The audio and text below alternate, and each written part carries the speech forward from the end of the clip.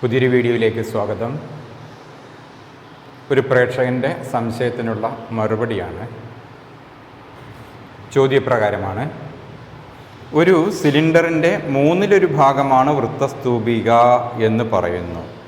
കൂട്ടി നോക്കിയപ്പോൾ സ്തൂപിക സിലിണ്ടറിൻ്റെ മൂന്നിൽ രണ്ട് ഭാഗമുണ്ട്. ഏതാണ് ശരി? ഒരു സ്തൂപിക അല്ലെങ്കിൽ കോൺ എന്ന് പറയുന്നത് ഒരു സിലിണ്ടറിൻ്റെ 1/3 വോളിയമാണ്, മൂന്നിലൊന്ന് വ്യാപ്തമാണ്. അത് തന്നെയാണ് ശരി. മൂന്നിൽ രണ്ട് ഭാഗം ഇല്ല, മൂന്നിലൊന്ന് ഭാഗമേ ഉള്ളൂ വ്യാപ്തം കണക്കാക്കുമ്പോൾ. അതായത് നമുക്കിങ്ങനെ നോക്കാം. ഒരു സിലിണ്ടർ, ഇതാണ് സിലിണ്ടർ.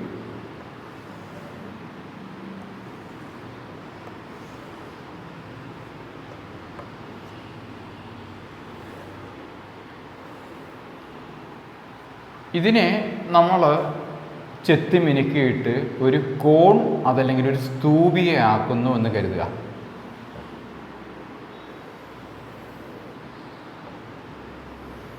ഇതേപോലെ ഒരു വൃത്തസ്തൂപിക ആക്കുകയാണെന്ന് കരുതുക. അപ്പോൾ ഇതിലെ കോൺ അല്ലെങ്കിൽ സ്തൂപിക എന്ന് പറയുന്നത് ഇത്ര ഭാഗമാണ്. ഈ ഭാഗമാണ് വാസ്തവത്തിൽ ഈ കോൺ എന്ന് പറയുന്നത് അല്ലെങ്കിൽ സ്തൂപിക എന്ന് പറയുന്നത്. ഇതിൻ്റെ വോളിയം എന്ന് പറയുന്നത് ഈ മൊത്തം സിലിണ്ടറിൻ്റെ മൂന്നിലൊന്ന് ഭാഗമാണ് എന്നാണ് പറഞ്ഞത്. മൂന്നിൽ രണ്ട് അല്ല എന്ന് മനസ്സിലാക്കാൻ വലിയ ബുദ്ധിമുട്ടില്ല. കാരണം എന്താണെന്ന് വെച്ചാൽ ഇതിൽ നിന്ന് ഇതിൻ്റെ അകത്ത് നിന്ന് ഇത്ര ഭാഗം നമ്മൾ ചെത്തിയെടുത്തു എന്ന് കരുതുക. ഇതിൻ്റെ അകത്ത് നിന്ന് ആ സ്തൂപിക നമ്മൾ ചെത്തിയെടുത്തു എന്ന് കരുതുക. അത് നമ്മൾ ഏതാണ്ട് ഇതേപോലെ വരയ്ക്കാം. ഇനി ഇത് കഴിഞ്ഞുള്ള ബാക്കി ഭാഗം എന്ന് പറയുന്നത് നമ്മളൊന്ന് ആലോചിച്ചാൽ തന്നെ മനസ്സിലാവും, ഇതിനേക്കാളൊക്കെ എത്രയോ കൂടുതലായിരിക്കും അല്ലേ? ഇതിൻ്റെ അകത്ത് നിന്ന് ഇതേപോലെ ഈ ഷേപ്പിൽ നമ്മളിങ്ങനെ ആക്കിയെടുത്തിട്ടുണ്ടെങ്കിൽ അതിൻ്റെ ബാക്കി ഭാഗം എന്ന് പറയുന്നത് ഇതിനേക്കാൾ എത്രയോ കൂടുതലായിരിക്കും. അതല്ലെങ്കിൽ ഇതിൻ്റെ ഇരട്ടി ഉണ്ടാവും ഈ പറയുന്ന ഭാഗം എന്ന് പറഞ്ഞാൽ. അതായത് ആ സ്തൂപിക നമ്മൾ അതിൽ നിന്ന് ചെത്തിയെടുക്കുകയാണെങ്കിൽ അതിൻ്റെ ഇരട്ടി ഭാരമുണ്ടാവും ഏതിന്? സ്തൂപിക അല്ലാത്ത ആ ഭാഗത്തിന്. ഇനി നമ്മൾ മാത്തമാറ്റിക്കലായിട്ട് നമ്മൾ പറയുമ്പോൾ ഒരു സിലിണ്ടറിൻ്റെ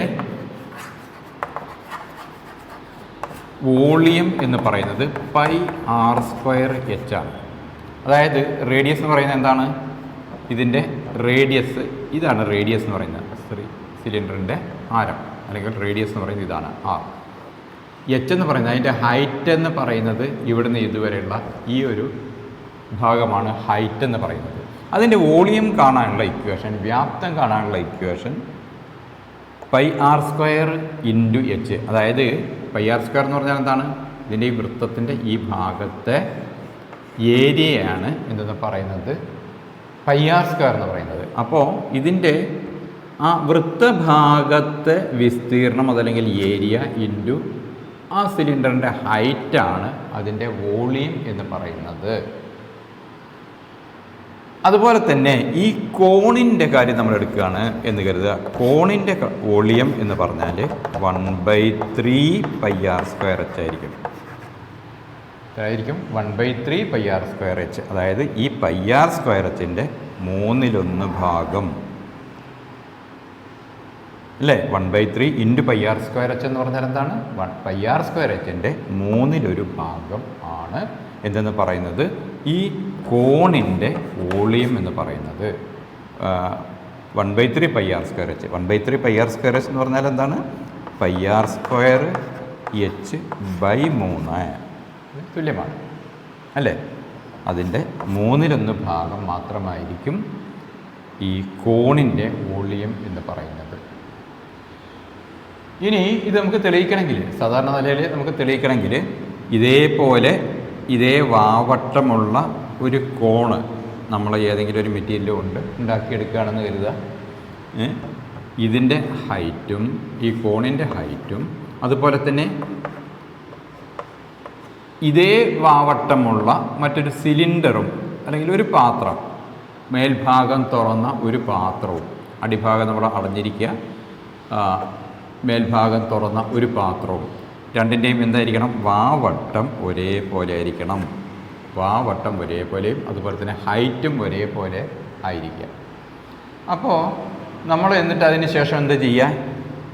ഈ പാത്രം, അതായത് ഈ കോണാകൃതിയിലുള്ള പാത്രത്തിൽ നമ്മൾ വെള്ളമെടുത്ത് ഈ പാത്രത്തിലേക്ക്, സിലിണ്ടർ ആകൃതിയുള്ള ആ പാത്രത്തിലേക്ക് നമ്മൾ ഒഴിക്കുകയാണെങ്കിൽ ഈ കോണിൻ്റെ വാസ്തവത്തിൽ ഈ കോണിലെ വെള്ളം എത്ര പ്രാവശ്യം ഒഴിച്ചാലായിരിക്കും ഇത് നിറയുക?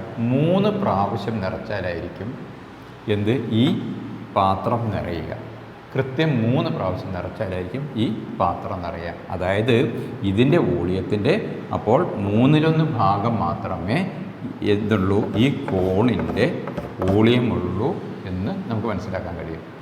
നിങ്ങൾക്കൊന്ന് പരീക്ഷിച്ച് നോക്കാവുന്നതാണ്. അപ്പോൾ ഈ വീഡിയോ ഉപകാരപ്പെട്ട് കാണുമെന്ന് കരുതുന്നു. Thank you.